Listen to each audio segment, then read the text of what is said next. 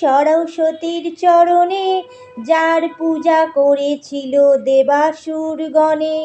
যার কৃপা বলে মুখ হয় জ্ঞানবান, তার জন্ম বিবরণ শুনো মতিমান।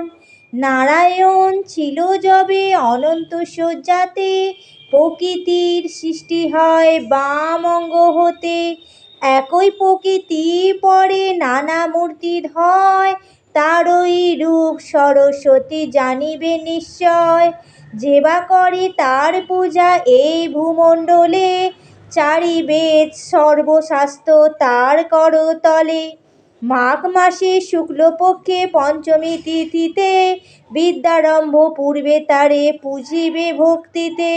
পূর্বদিন হবিষ্যান্ন করিয়া গ্রহণ, শ্রী পঞ্চমীর দিনে তার করিবে অর্চন।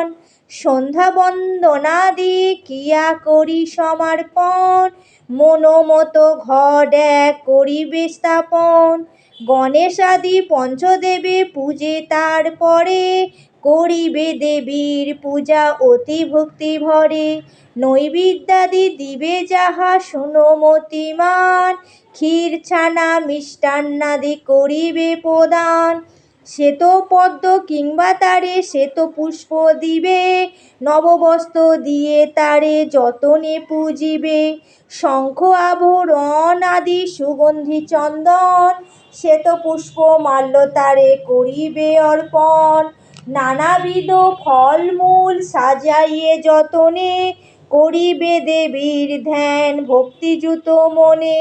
শ্বেতবর্ণা হাস্যময়ী অতি মনোহরা, রতন ভূষণ তার সর্ব অঙ্গে ধরা।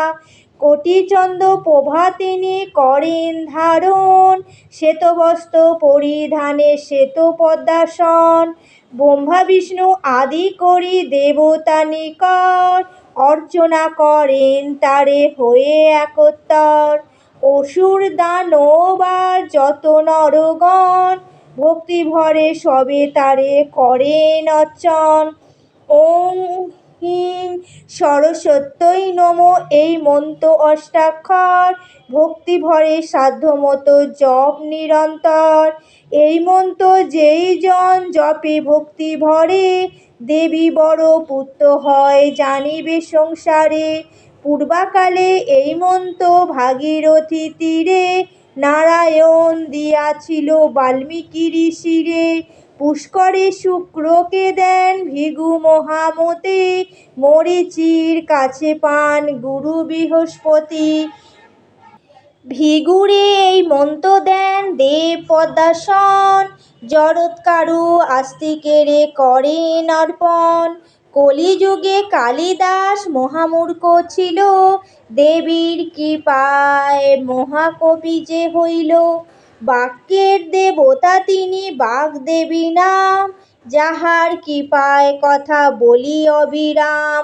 তন্ত্রমন্ত্র যাহা কিছু সংসারের ভিতরে, সকলই অসার যদি বাক্য নাহি স্ফুরে। মনুষ্য হইয়া যেবার না পূজে তাহারে, সপ্ত জন্ম মূর্খ হয়ে থাকে সংসারে। বোবা হয়ে সেই জনের পঞ্চজন্ম যায়, অতি দুঃখে দিন কাটে নাহি কো সংশয়। পূজান্তে বাগ্দেবীর বন্দনা করিবে, তারপর ভক্তি ভরে নির্মাল্য লইবে। জয় মা সরস্বতী মায়ের জয়।